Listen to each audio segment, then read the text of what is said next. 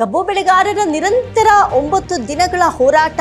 ಕಳೆದ 9 ದಿನಗಳಿಂದ ಕಬ್ಬು ಬೆಳೆಗಾರರು ಬೀದಿಗಿಳಿದು ಹೋರಾಟವನ್ನ ಮಾಡಬೇಕು ಅಂತ ಪಟ್ಟು ಹಿಡಿದಿದ್ರು. ಮತ್ತೆಗೆ ಇಂದು ಸಿಎಂ ಸಿದ್ದರಾಮಯ್ಯ ನೇತೃತ್ವದಲ್ಲಿ ನಡೆದಂತಹ ಸಾಲು ಸಭೆ ಬೆನ್ನಲ್ಲೇ ಇದೀಗ ಪ್ರತಿ ಟನ್ ಕಬ್ಬಿಗೆ ಒಟ್ಟು 3300 ರೂಪಾಯಿ ನೀಡೋದಕ್ಕೆ ನಿರ್ಧಾರವನ್ನು ಮಾಡಲಾಗಿದೆ. ಆ ಮೂಲಕ ಕಬ್ಬು ಬೆಳೆಗಾರರ ನಿರಂತರ ಹೋರಾಟಕ್ಕೆ ಕೊನೆಗೂ ಫಲ ಸಿಕ್ಕಿದೆ. ನೋಡಿ, 11.25% ರಿಕವರಿ ಇದ್ರೆ ಟನ್ಗೆ 3250 ರೂಪಾಯಿ ಮಾಲೀಕರು ನೀಡಬೇಕು. ಸಕ್ಕರೆಗೆ ಎಂಎಸ್ಪಿ ನಿಗದಿಪಡಿಸುವುದು ಕೇಂದ್ರ ಸರ್ಕಾರ.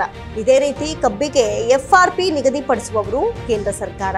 ಬೆಳಗಾವಿಯ ಗುಡ್ಲಾಪುರ ಕ್ರಾಸ್ ನಲ್ಲಿ ಕಳೆದ 9 ದಿನಗಳಿಂದ ಮುಷ್ಕರ ನಡೆಸ್ತಾ ಇದ್ದಂತಹ ಕಬ್ಬು ಬೆಳೆಗಾರರಲ್ಲಿ ಸಂಭ್ರಮ ತಂದಿದೆ. ವಿಜಯಪುರ ಬಾಗಲಕೋಟೆ ರೈತರಲ್ಲಿ ಮಾತ್ರ ಗೊಂದಲ ಮೂಡಿದ್ದು ಹೋರಾಟ ಮುಂದುವರಿಸಿದ್ದಾರೆ. ನಮಸ್ಕಾರ, ವಿಶೇಷ ಕಾರ್ಯಕ್ರಮಕ್ಕೆ ಸ್ವಾಗತ. ನಾನು ಅಮೃತಾ ಶ್ರೀಕಂಠ.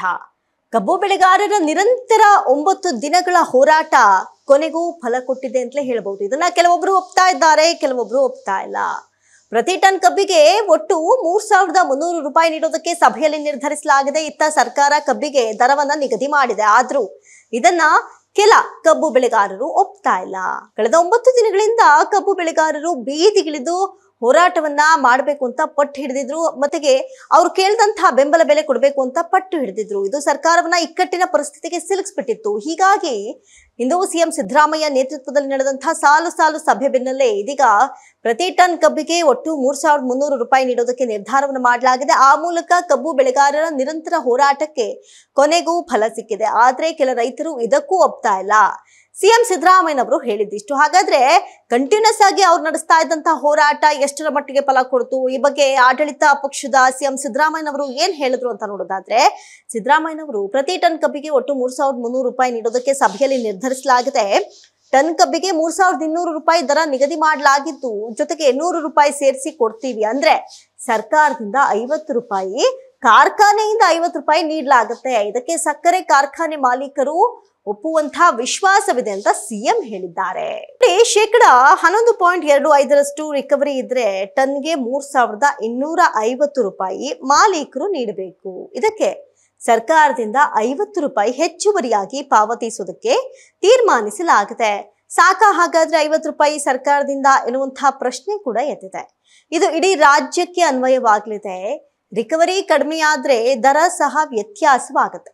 ಇನ್ನು 10.25% ರಿಕವರಿ ಇದ್ರೆ ಟನ್ಗೆ 3200 ರೂಪಾಯಿ ದರವನ್ನ ನಿಗದಿಪಡಿಸಲಾಗಿದೆ.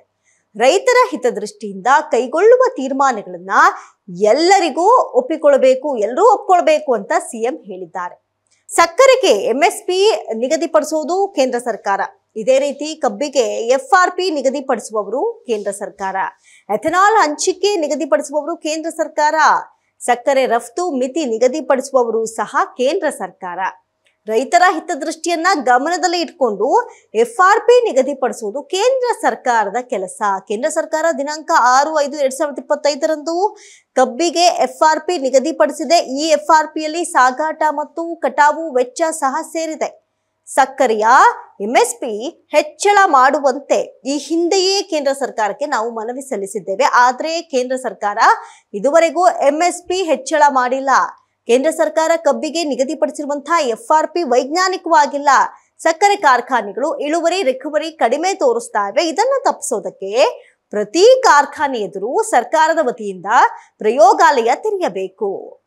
ನೋಡಿ, ಪ್ರತಿ ಟನ್ ಕಬ್ಬಿಗೆ 3300 ರೂಪಾಯಿಗಳನ್ನ ನಿಗದಿಪಡಿಸಿ ಸಿಎಂ ಸಿದ್ದರಾಮಯ್ಯನವರು ಘೋಷಿಸಿದ್ದಾರೆ. ಇದು ಬೆಳಗಾವಿಯ ಗುಡ್ಲಾಪುರ ಕ್ರಾಸ್ ನಲ್ಲಿ ಕಳೆದ 9 ದಿನಗಳಿಂದ ಮುಷ್ಕರ ನಡೆಸ್ತಾ ಇದ್ದಂತಹ ಕಬ್ಬು ಬೆಳೆಗಾರರಲ್ಲಿ ಸಂಭ್ರಮ ತಂದಿದೆ.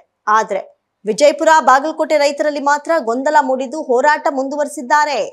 ಕಳೆದ 9 ದಿನಗಳಿಂದ ನಡೀತಾ ಇದ್ದಂತಹ ಕಬ್ಬು ಬೆಳೆಗಾರರ ಮುಷ್ಕರಕ್ಕೆ ರಾಜ್ಯ ಸರ್ಕಾರ ತಲೆಬಾಗಿದೆ. ನಾ ಕೊಡೆ ನೀ ಬಿಡೆ ಅಂತ ಹಗ್ಗ ಜಗ್ಗಾಟವನ್ನ ನಡೆಸ್ತಾ ಇದ್ದಂತಹ ರೈತರು ಮತ್ತು ಸರ್ಕಾರದ ಮಧ್ಯೆ ಕೊನೆಗೂ ಒಮ್ಮತ ಮೂಡಿದೆ. ಕಬ್ಬಿಗೆ ನೀಡಲಾಗ್ತಾ ಇದ್ದಂತಹ ಬೆಂಬಲ ಬೆಲೆಯಲ್ಲಿ 100 ಕೋಟಿ ರೂಪಾಯಿ ಏರಿಕೆ ಮಾಡಿದೆ. 3200 ರೂಪಾಯಿ ಇದ್ದಂತಹ ಬೆಂಬಲ ಬೆಲೆಯನ್ನ 3300 ರೂಪಾಯಿಗೆ ಏರಿಕೆ ಮಾಡಲಾಗಿದೆ. ಹೋರಾಟದ ಕೇಂದ್ರ ಬಿಂದುವಾಗಿದ್ದಂತಹ ಗುಡ್ಲಾಪುರ ಕ್ರಾಸ್ ನಲ್ಲಿ ಸಂಭ್ರಮ ಕಾಣಿಸ್ತು. ಕೆಲವೆಡೆ ವಿರೋಧ ಕೂಡ ವ್ಯಕ್ತವಾಯಿತು. ಒಂದು ಕಡೆ ಸಂಭ್ರಮ, ಒಂದು ಕಡೆ ವಿರೋಧ. ನಾವು ಇಷ್ಟು ದಿನಗಳ ಮಾಡಿದಂತಹ ಹೋರಾಟಕ್ಕೆ ಈ ಬೆಲೆ ಸಾಕಾ ಎನ್ನುವಂತಹ ಪ್ರಶ್ನೆ ಕೂಡ ಎದ್ದೇಳಿತು. ಇನ್ನು ಹೋರಾಟ ಅಂತ್ಯ ಹಾಡದಂತಹ ರೈತರಲ್ಲೇ ಕೆಲ ಕಾಲ ಗೊಂದಲ ಕೂಡ ಸೃಷ್ಟಿಯಾಯಿತು.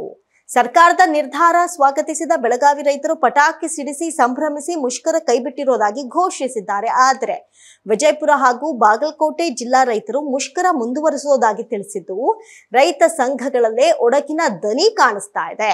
ವಿಜಯಪುರ ಬಾಗಲಕೋಟೆ ರೈತರು ತಮ್ಮ ಹೋರಾಟವನ್ನ ಮುಂದುವರಿಸುವುದಾಗಿ ಹೇಳಿದ್ದಾರೆ. ಸರ್ಕಾರದ ತೀರ್ಮಾನವನ್ನ ತಿರಸ್ಕರಿಸಿದ ಮುಧೋಳದಲ್ಲಿ ರೈತರು ಪ್ರತಿಭಟನೆಗೆ ವಾಪಸ್ ಕೊಟ್ಟಿಲ್ಲ. ಮುಧೋಳದ ಸಂಗೊಳ್ಳಿ ರಾಯಣ್ಣ ವೃತ್ತದಲ್ಲಿ ಧರಣಿಯನ್ನ ಮುಂದುವರಿಸಿದ್ದಾರೆ. ಜಿಲ್ಲಾಧಿಕಾರಿ ಹೋರಾಟದ ಸ್ಥಳಕ್ಕೆ ಧಾವಿಸಿ ತೀರ್ಮಾನ ಘೋಷಿಸಬೇಕು ಅಂತ ಪಟ್ಟು ಹಿಡಿದಿದ್ದಾರೆ. ಇತ್ತ ವಿಜಯಪುರ ಕಬ್ಬು ಬೆಳೆಗಾರರ ಬೇಡಿಕೆ ಬಗ್ಗೆ ಸ್ಪಷ್ಟತೆ ಸಿಗದಂತ ಕಾರಣ ತಮ್ಮ ಧರಣಿಯನ್ನ ಮುಂದುವರಿಸೋದಕ್ಕೆ ನಿರ್ಧರಿಸಿದ್ದಾರೆ. ನೋಡಿ, ಎಲ್ಲೊಂದ್ ಕಡೆ ಈ ರೀತಿಯಾದಂತಹ ಪ್ರತಿಭಟನೆಯ ಸಂದರ್ಭದಲ್ಲಿ ಒಮ್ಮತದ ನಿರ್ಧಾರಗಳು, ಒಗ್ಗೂಡುವಿಕೆ ಬಹಳ ಮುಖ್ಯವಾಗುತ್ತೆ. ಆದ್ರೆ ಇಲ್ಲೆಲ್ಲೋ ಒಡಕು ಕಾಣಿಸ್ತಾ ಎನ್ನುವಂತಹ ಪ್ರಶ್ನೆ ಕೂಡ ಉದ್ಭವವಾಗುತ್ತೆ. ಶನಿವಾರ ಒಂದು ದಿನ ಕಾಯ್ತೀವಿ, ಆಗಲೂ ಸ್ಪಷ್ಟತೆ ಸಿಗದಿದ್ರೆ ಹೆದ್ದಾರಿ ಬಂದ್ ಮಾಡಲಾಗುತ್ತೆ ಅಂತ ರೈತ ಸಂಘದ ಮುಖಂಡರು ಎಚ್ಚರಿಸಿದ್ರು. ವಿಜಯಪುರದ ಬಬಲೇಶ್ವರ ಪಟ್ಟಣದಲ್ಲಿ ಕಬ್ಬು ಬೆಳೆಗಾರರ ಹೋರಾಟದಲ್ಲಿ ಭಾಗಿಯಾಗಿದ್ದ ಸಂಸದ ರಮೇಶ್ ಜಿಗಜಿಣಗಿ ವಿರುದ್ಧ ರೈತರು ಕಿಡಿಕಾರಿದ್ರು. ರೈತರ ಮಾತಿಗೆ ಆಕ್ರೋಶಗೊಂಡ ಜಿಗಜಿಣಿಗೋಸ್ಕರ ನಾನು ರಾಜೀನಾಮೆ ಕೊಡೋದಕ್ಕೂ ಸಿದ್ಧ ಅಂತ ವಾಗ್ವಾದಕ್ಕಿಳಿದಂತಹ ಘಟನೆ ಪ್ರಸಂಗ ಕೂಡ ಇಲ್ಲಿ ಕಾಣ್ಬಂತು. ಇನ್ನು ಸರ್ಕಾರದ ನಿರ್ಧಾರಕ್ಕೆ ಕಬ್ಬು ಬೆಳೆಗಾರರಲ್ಲಿ ಸಂಭ್ರಮ ತಂದಿದೆ. ಈ ಹೋರಾಟದಿಂದ 100 ರೂಪಾಯಿ ಆದ್ರೂ ಹೆಚ್ಚಾಗಿದೆ ಅಂತ ಖುಷಿ ಪಟ್ಟಿದ್ದಾರೆ. ಆದ್ರೆ ವಿಜಯಪುರ ಬಾಗಲಕೋಟೆ ರೈತರಲ್ಲಿ ಗೊಂದಲ ಮನೆ ಮಾಡಿದ್ದು ಇವತ್ತು ಹೋರಾಟಕ್ಕೆ ತೆರೆ ಬೀಳುವಂತಹ ನಿರೀಕ್ಷೆ ಇದೆ. ನೋಡಿ, ಎಲ್ಲೊಂದ್ ಕಡೆ 100 ರೂಪಾಯಿ ಸಾಕಾ? ಅಷ್ಟೆಲ್ಲ ನಾವು ಹೋರಾಟಕ್ಕೆ ಕೇವಲ 100 ರೂಪಾಯಿಗೆ ನಾವು ಸಮಾಧಾನವಾಗಿ ಇರಬೇಕಾ ಅನ್ನೋದು ಕೂಡ ಕೆಲವರ ಪ್ರಶ್ನೆಯಾಗಿತ್ತು. ಒಟ್ಟಾರೆ ಸರ್ಕಾರ ಮತ್ತಷ್ಟು ಯೋಚನೆ ಮಾಡಿ ನಿರ್ಧಾರ ತೆಗೆದುಕೊಳ್ಬೇಕು ಅನ್ನೋದು ಕೆಲ ರೈತರ ಮಾತಾಗಿತ್ತು. ಇದಾಗಿತ್ತು ಈ ಕ್ಷಣದ ವಿಶೇಷ. ನೋಡ್ತಾ ಇರಿ ಸ್ಪೀಡ್ ನ್ಯೂಸ್ ಕನ್ನಡ, ಸುದ್ದಿ ನಿಮ್ದು, ವೇಗ ನಮ್ಮದು.